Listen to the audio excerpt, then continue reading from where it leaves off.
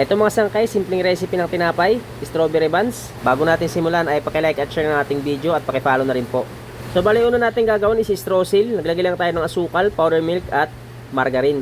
So bali mix lang natin ng bahagya. Yung mga kumpletong sukat ng mga ingredients ay nandiyan na sa ating caption. Simpleng mga ingredients lamang yung ating gagamitin at sunod natin ilalagay is yung ating harina. Mix lang natin, panoorin nyo yung sa video mga sangkay kung paano natin ginawa itong ating streusel or pinakapulbos natin sa ating tinapay. So bali kung sakaling ikaw ay baguhan pa lamang at hindi pa ganun karunong gumawa ng tinapay, ay mas mainam po na panoorin mo yung video simula hanggang dulo. Hindi po pwede na ingredients lang ang inyong alamin o recipe lang. Mas maganda po mapapanood mo yung video kung paano ginawa. At ito na yung ating streusel, tabi muna natin. Gagawa tayo ng ating dough. Para sa ating dough is kailangan nating asukal, vanilya, egg yellow food color, maglagay tayo ng asin, powder milk, sunod ay shortening at tubig. Mix lang natin, tunawin natin yung asukal at saka yung asin na ating nilagay bago natin ilagay yung ating harina. At ito na nga yung ating harina, 1 kilo. Maglagay tayo ng yeast, bread improver. Mix lang natin, bubuuhin natin to mga sangkay. So bali inuulit ko yung mga sukat ng mga ingredients na aking nilagay is nandyan sa caption ha. Baka may magsabi naman na bakit wala yung mga sukat. Nandyan po sa caption mga sangkay. At ito na, pag nabuo na natin yung ating masa, ay gagamitan ko ng makina para sa pagpapakinis. Pero kung sakali kayo ay walang makina at gusto nyo gumawa, ay pwede naman po itong mano-mano proseso. So bali magdagdag lamang kayo ng tubig para mas malambot at hindi kayo mahirapan sa pagpapakinis ng inyong masa kung sakaling mano-mano proseso ang inyong paggawa. Next step, pagkatapos natin mapakinis ay cut na natin sa laki na gusto nyo or bigat na gusto nyo. So bali dito sa akin mga sangkay is 30 grams po bawat cut nitong ating masa. Ito nga palang masa natin is 1 kilo po ito.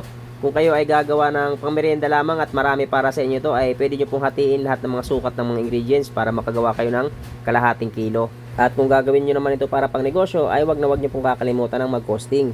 Napakahalaga po ng parte na yan ng pag-costing. Alamin nyo po kung magkano inyo naging puhunan. Next step, pagkatapos natin maikat lahat, ay bilugin muna natin. Parang lang tayo nagbilog ng buns at ilagay natin sa tray. Sasalansan natin lahat yan mga sangkay, lahat ng ating binilog. Dahil yung streusel ay dyan natin ilalagay sa ibabaw para dumikit yung streusel dito sa ating tinapay. Ito na mga sangkay, lalagyan na natin. Mas maganda kasi na balot yung ating tinapay ng streusel. So bali kapag nalagyan nyo na ng streusel sa ibabaw ay pahingan nyo lamang, padikitin nyo muna sa tinapay ang inyong streusel bago nyo ilagay sa tray. At pag napansin nyo nakadikit na o nakakapit na yung streusel sa inyong tinapay, ay pwede nyo na ilipat ng lalagyan. So kailangan ng space dahil maya maya ay medyo ipaplat natin itong ating masa. Kung mapapansin nyo sa ating gawa kanina is medyo flat yung ating tinapay. Dahil lalagyan natin sa ibabaw yan ng toppings. 15 piraso nga pala ang bawat salansan ko sa isang plancha. So yun sangkay, kung sakaling nagustuhan mong video na to ay huwag kalimutan mag-like at share ng ating video ha. At pakifollow na rin po ng aking page.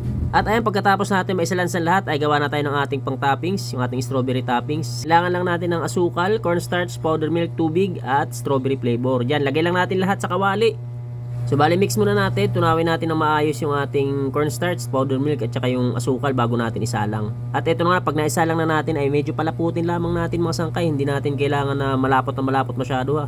Kapag napansin yung lumalapot na, hinaan nyo lamang yung apoy at maglagay tayo ng margarine. So bali ayan mga sangkay, patayin na natin yung apoy dyan. Bali tutunawin na lamang natin yung margarine. At kapag nagawa na natin yan ay palamigin lamang natin bago natin ilagay sa ibabaw ng ating tinapay. So ganun lang kadali mga sangkay. At habang pinapalamig natin yung ating strawberry toppings, ay balikan natin itong ating tinapay. So kung mapapansin nyo, binutasan lamang natin.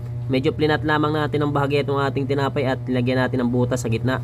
Diyan natin ilalagay yung ating strawberry toppings. At ito, sisimulan na natin yung paglalagay ng ating toppings. Nga pala itong ating tinapay is hindi totally butas hanggang plancha itong ating tinapay ha. Bale pinalubog lamang natin ng bahagya para meron tayong mapaglagyan itong ating strawberry toppings. At ayan, kung mapapansin nyo is ginuhit-guhitan natin ng strawberry sa ibabaw ng ating tinapay para kahit saan parte tayo ng tinapay kumagat ay malalasahan natin yung strawberry flavor nitong ating tinapay. So bali bago ko ito isalang mga sangkay is nirest ko muna ito ng 1.5 oras. At ito na nga, kapag isasalang na natin ay kailangan natin ng init na 180 degrees Celsius. At gumamit lamang ako ng katamtaman lakas ng apoy at after 18 minutes ay ito na yung ating strawberry buns. So yan, luto na mga sangkay, mainit-init pa, napakasarap pang merienda. Ito na yung ating simpleng recipe. So yun, sana makatulong sa inyo itong ating recipe mga sangkay. Huwag kalimutan mag-like at share na itong ating video. At pakifollow na rin po ng aking page. Thank you for watching. See you on my next video.